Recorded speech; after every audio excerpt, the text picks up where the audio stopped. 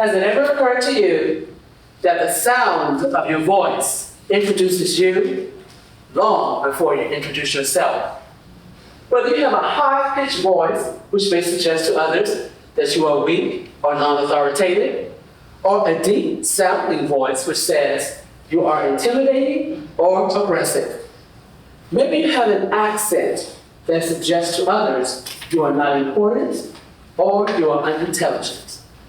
These are societal norms which give unofficial rules that decide which category we belong in simply because of the sound of our voice, which makes our voice our identity. When I was growing up as a young girl in the inner city of West Tampa, not too far from here, I heard my dialect at home, at school, at church, and throughout my community. In my community were hard-working blue-collar workers who had a sense of pride with the modest homes they had by keeping them clean and their children respectful. Whenever we encountered a professional person within our neighborhood, the kids always knew to talk proper English and don't split a verb, not embarrassing the family. We also had to say yes, ma'am, and no, sir. We had many individuals in our community who would come and talk with us so that they would give us life skills, and they were things that I learned along the way. Many people in my community did not attend college, but that was a choice my mother, with a 6th grade education, chose for me. And I'm so glad she did. Attending college allowed me to go places I would never have gone, meet people I would never have met, and have opportunities I would never have known. As a first-generation college student, I was proud to be a person who was a part of my family who decided to move on to the next level. But I did okay in some of my college courses, except for my English class. I was very discouraged when my papers were returned with so many red marks. It was about the 3rd or 4th paper I finally realized I wrote the way I spoke.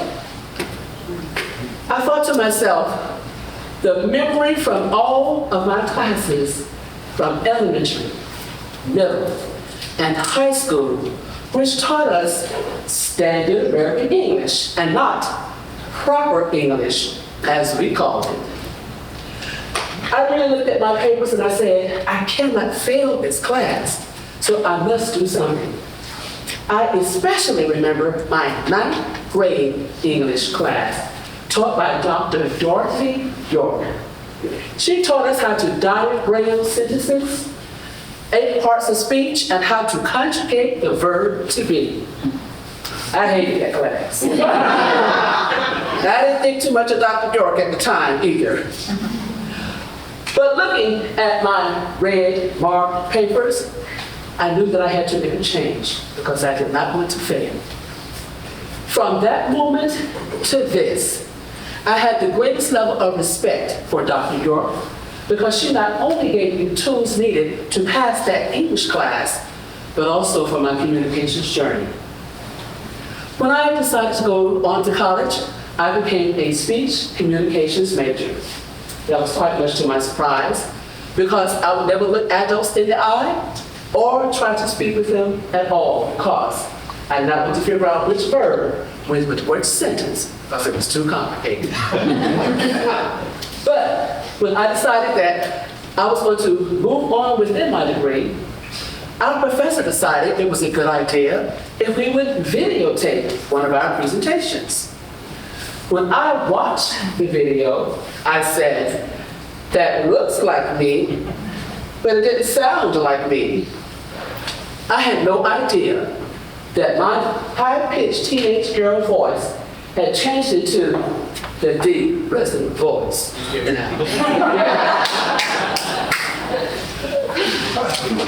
I thought at that time when I got to speak, many of my classmates, I wondered why they stared at me. I was having an E.L. Hutton moment. When I spoke, everybody listened. As I went on with my speech communications degree, I had to learn how to grow inside my voice. Not only did I have to learn how to grow inside my voice, but I also had to learn how to get over my dialect. Because although I was being college educated, I did not sound very professional. A linguistic professor at the University of South Florida helped me with standard American English by saying, all languages have a dialect. Your teeth, tongue, and lips teach you how to speak a language based on the phonetic sound of the origin of that alphabet. Once again, going back to elementary school where they taught phonetics when you were learning the alphabet. For myself as an African American, when my ancestors came here from Africa as slaves, they had to learn English just as other cultures do. Therefore, words such as them, they, that, those are really them, they, that, those. The TH sound was not part of many of the languages within Africa. Therefore, the closest letter to the TH sound was the letter D. That lesson, again, brought memories back from elementary school of learning phonetics.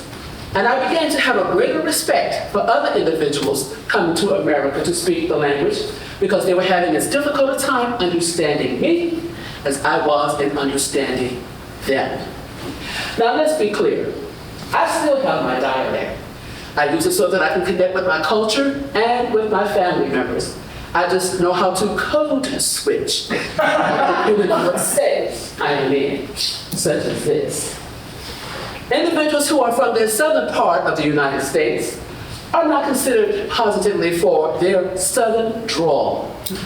Also, Language Services says individuals with deep southern drawls are not considered hiring material by many of the managers.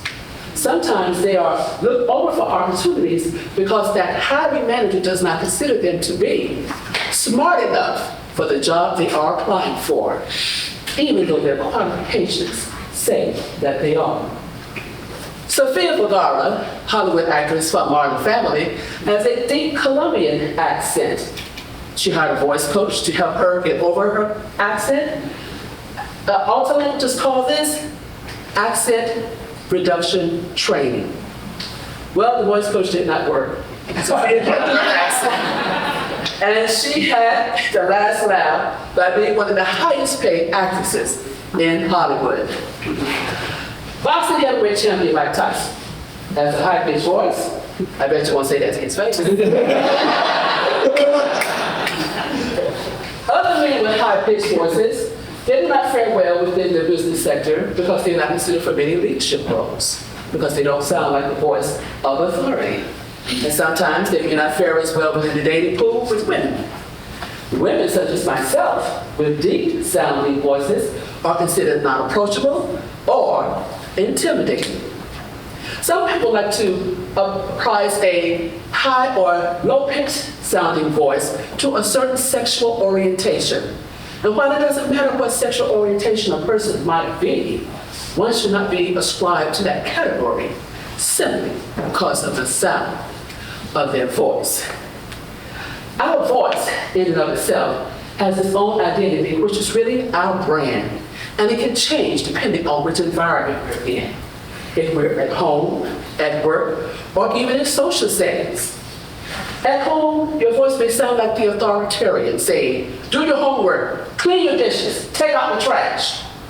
Or do you sound like the nurturer, saying, baby, let me help you with that little room so that it won't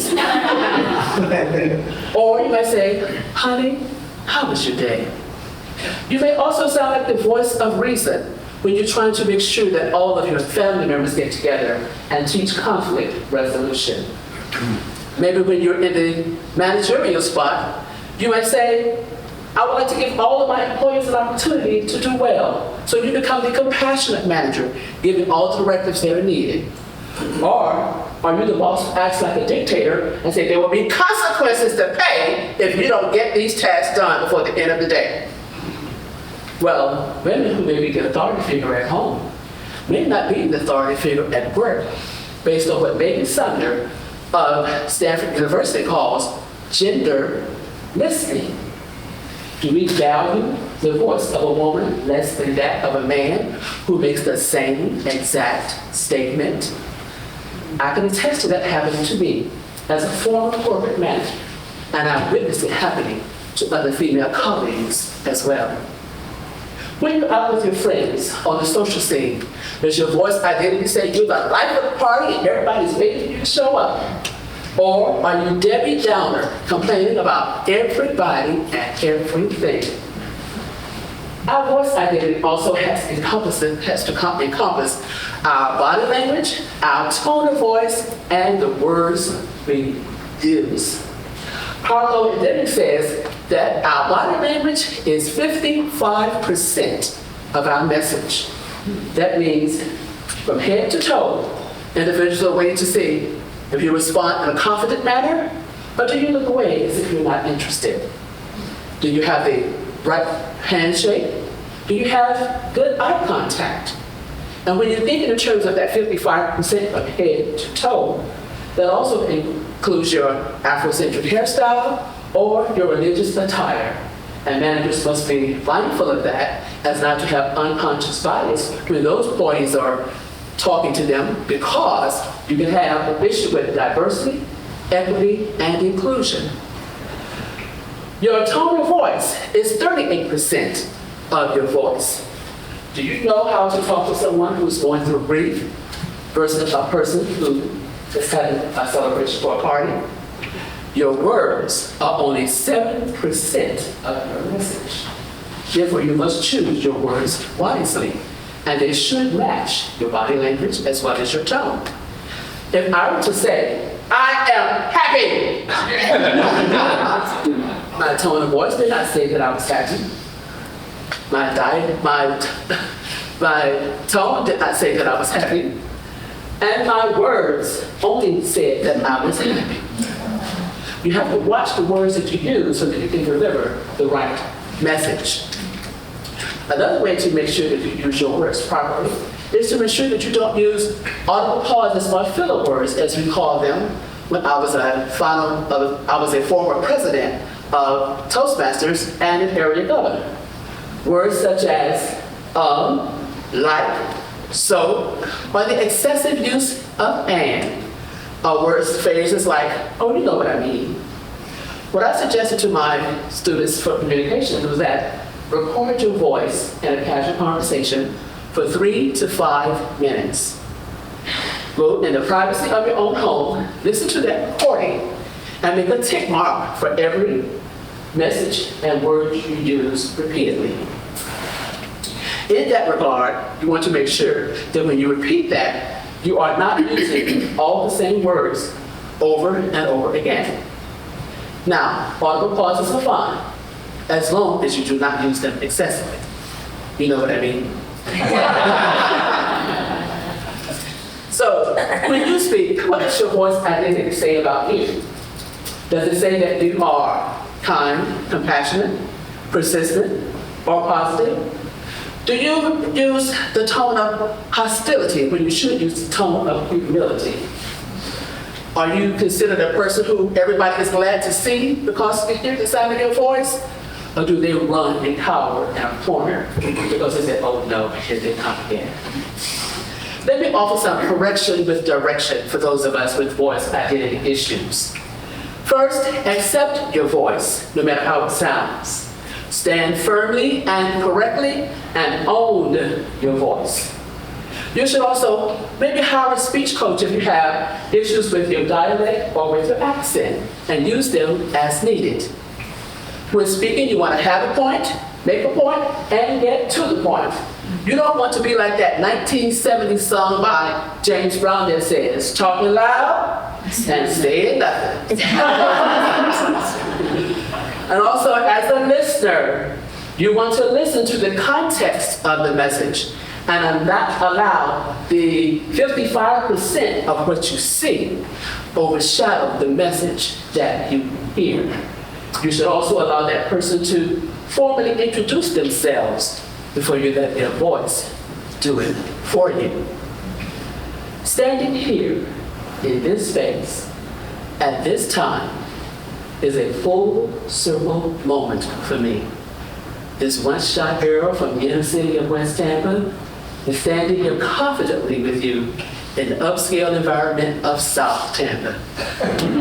Definitely telling you that when you show up, you speak up, and you proudly allow your voice to be your identity.